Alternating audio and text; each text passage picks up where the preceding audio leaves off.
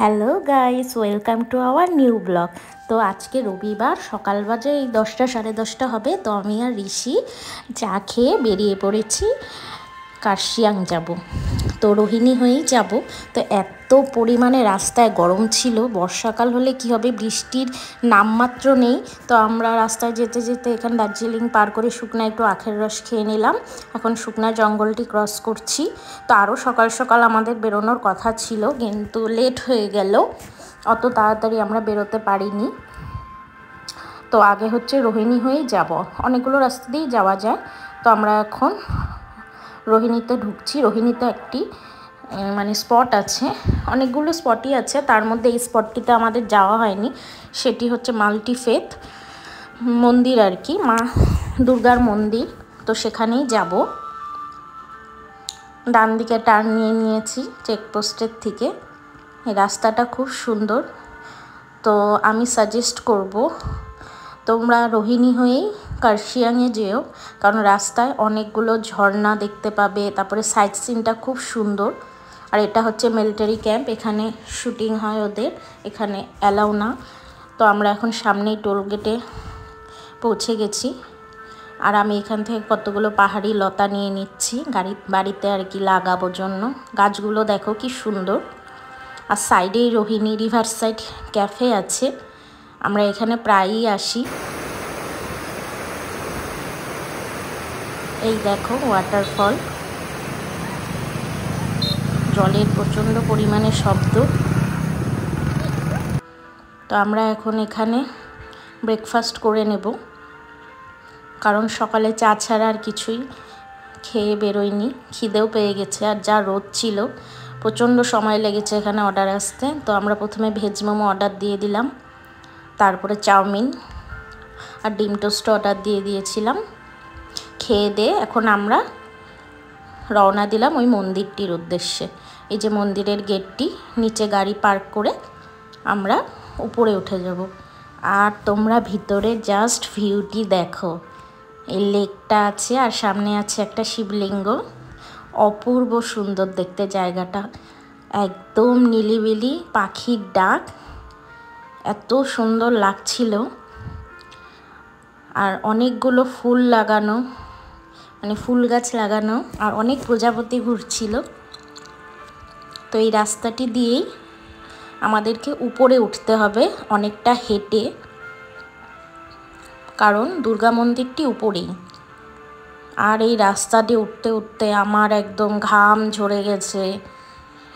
অনেক দিন হাঁটাহাঁটি বন্ধ, অভ্যাসও নেই এতটা ওঠার। আর ঋষি সুমানে আমাকে লেগ পুলিং করছে যে দেখো আমি উঠে যাচ্ছি আর তুমি মাত্র এইটুকু রাস্তা উঠতে পারছো। ও অনায়াসে উঠে যাচ্ছিল, আর আমার অবস্থা খুব খারাপ, ঘেমে একাকার হয়ে গেছি, পুরো হাঁপাচ্ছিলাম। আর উপরে উঠে ভিউটি দেখো, নিচে সম্পূর্ণ রোহিণী পাহাড়টা, শহরটা দেখা যাচ্ছে। আর এই হচ্ছে সেই মন্দিরটি। প্রথমে আমি ভেবেছিলাম এটা একটা কোনো গাছের গুঁড়ি বা টুকরো হবে, পরে পুরোহিত মশাই বললে এটি একটি পাথর। এই মন্দিরে কিন্তু অনেক বাংলা বইয়ের শুটিং হয়েছে। খুব সুন্দর ছিল মন্দিরটি। আর একটা অদ্ভুত ব্যাপার, বাইরে এত গরম থাকলেও মন্দিরের সিঁড়িটা থেকে কিন্তু পুরো ঠান্ডা, একদম পুরো ওয়েদারটা ভিতরে ঠান্ডা, এত সুন্দর হাওয়া আসছিল। সম্ভবত মন্দিরটি মার্বেলের তৈরির জন্যই মনে হয় ঠান্ডা ছিল। যাই হোক, ওখানে প্রণাম করে প্রসাদ খেয়ে আমরা আবার নিচে নামবো।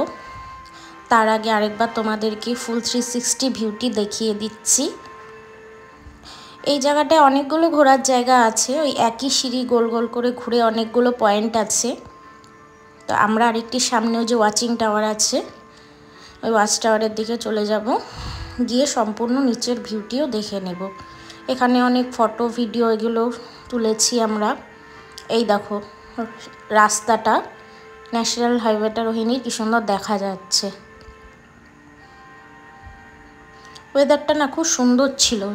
আমরা ভয় পাচ্ছিলাম যে বর্ষাকালে পাহাড়ের উদ্দেশ্যে বেরোলাম, কার্শিয়াংয়ের যা অবস্থা, কিন্তু সেদিন এত রোদ ছিল, আকাশটা পুরো একদম ঝলমল করছিল। তো এখান থেকে আমরা এই ভিউটি সিন করে আবার রওনা দিলাম।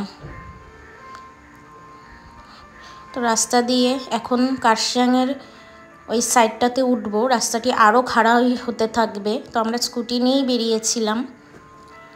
রাস্তাটি ক্রমশ উঁচু হতে থাকবে, তোমরা দেখতেই পাবে। আর তোমরা জাস্ট খালি দেখো, এই হচ্ছে ওয়াটারফল। প্রচুর ওয়াটারফল আছে। আর এই রাস্তাটি দেখো কি সুন্দর।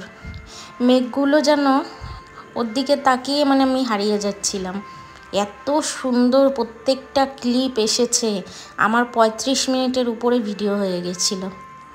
কেটে কুটে যতটা পারি রাখার চেষ্টা করেছি। সাইডে চাপাতি বাগান, পুরো উপর থেকে নিচে একদম সারি সারি বেয়ে ঢালু হয়ে নেমেছে। একটা ক্লিপও যেন বাদ দিতে ইচ্ছা করছিল না, কারণ এই রাস্তাটি অসম্ভব সুন্দর, অসম্ভব। তোমরা ক্যামেরায় কতটা বুঝতে পারবে আমি জানি না, ক্যামেরার থেকে সামনে 1000 গুণ বেশি সুন্দর। মানে এখানে হচ্ছে তোমরা যদি যে কোনো একটি জায়গায় দাঁড়িয়ে পড়ো সেটাই স্পট, কোনো নতুন স্পট আর এক্সপ্লোর করার দরকার নেই। যেখানে দাঁড়াবে সেখানেই ফটোজনি। আর আমার পাহাড় বরাবরই ভালো লাগে, তো ছুটি পেলেই চলে যাই। এই পয়েন্টটিতে দাঁড়িয়ে ভিউটা নিয়ে নিলাম। সামনেই শিলিগুড়ি শহরগুলিও দেখা যাবে। পুরো উঁচুর থেকে একদম নিচু টোটাল ভিউটা আমরা নিয়েছি। রাস্তাটি দেখো, এরকম করে প্যাচ দিয়ে দিয়ে কিন্তু রাস্তাগুলো পুরো উঠবে একদম পাক খেয়ে খেয়ে। তো আমরা স্কুটি নিয়ে গেছিলাম, একটু দাঁড়িয়ে দাঁড়িয়ে যেতে পেরেছি।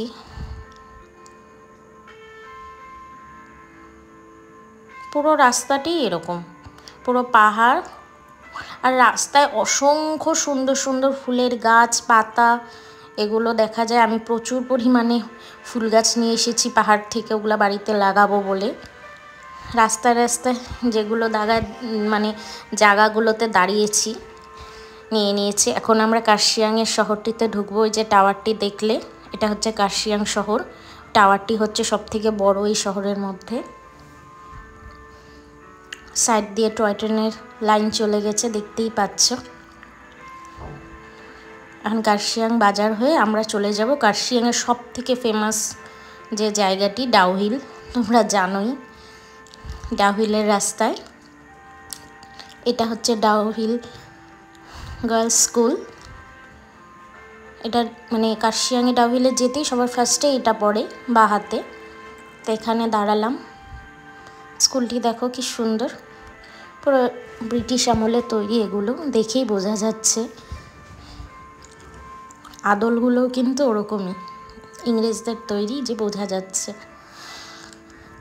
তো এই ডাউহিল জায়গাটি নিয়ে অনেক রকমের কথা আছে। যাই হোক, তোমরা তো সেগুলো জানো, এই জায়গাটি হন্টেড। তো এবার হচ্ছে ডাউহিল পাইন ফরেস্টে চলে এসেছি। আগে এসব কিছুই ছিল না। এখন টিকিট কেটে এই পাইন ফরেস্টটার ভিতরে যেতে হয়। 20 টাকা করে নিল জন প্রতি।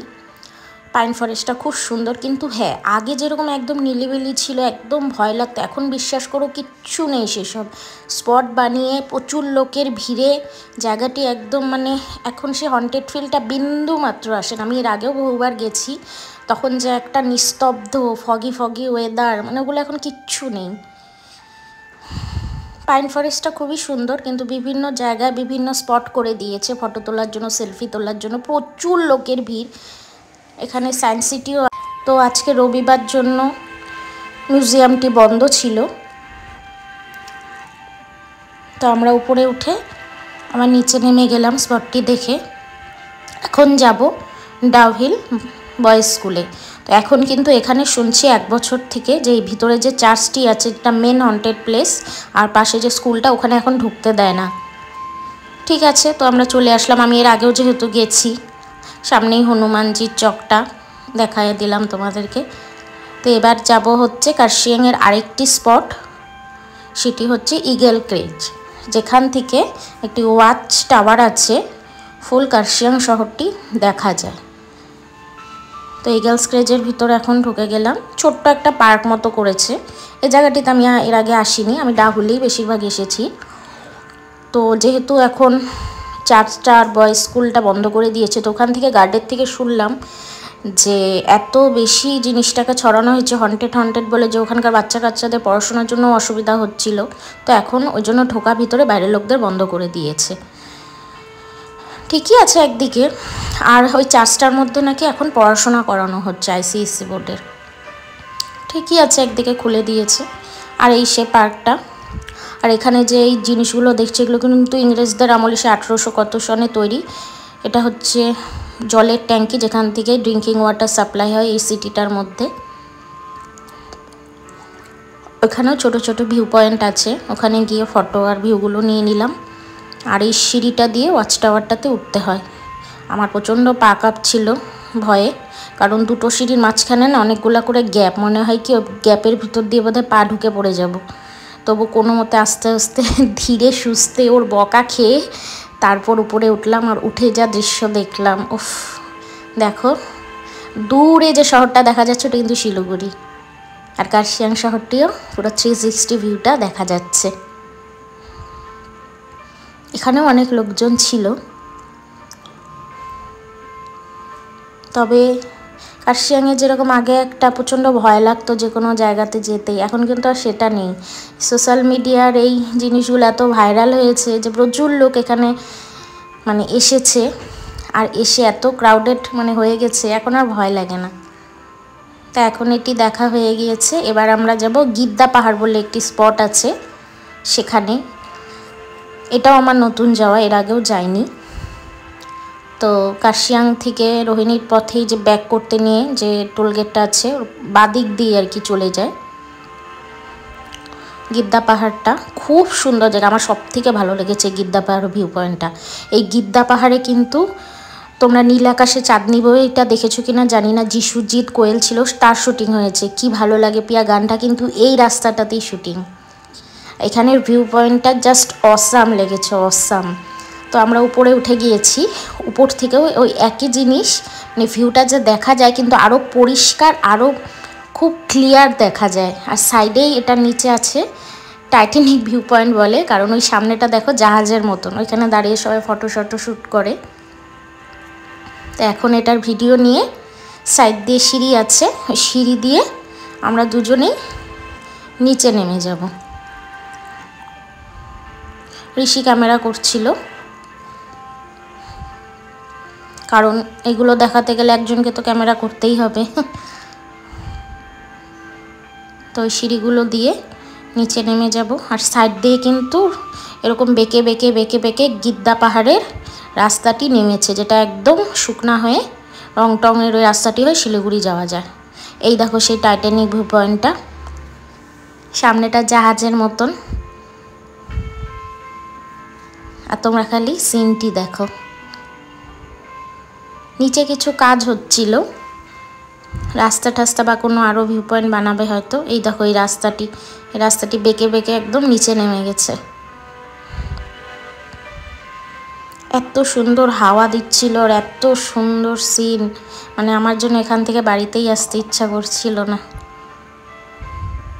এই যে এই রাস্তাটি, এখানেই শুটিংটি হয়েছিল।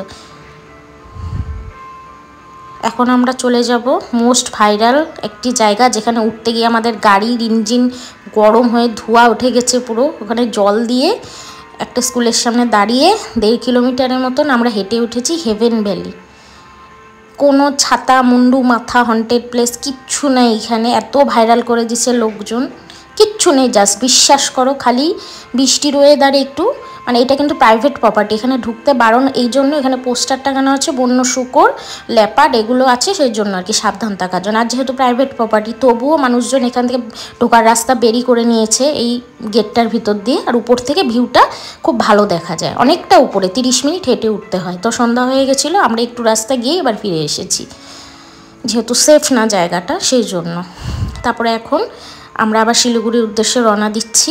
আর দেখো শিলিগুড়ির যে সিটির লাইটগুলো সব জ্বলে উঠেছে উপর থেকে, ভালোই দেখা যাচ্ছিল।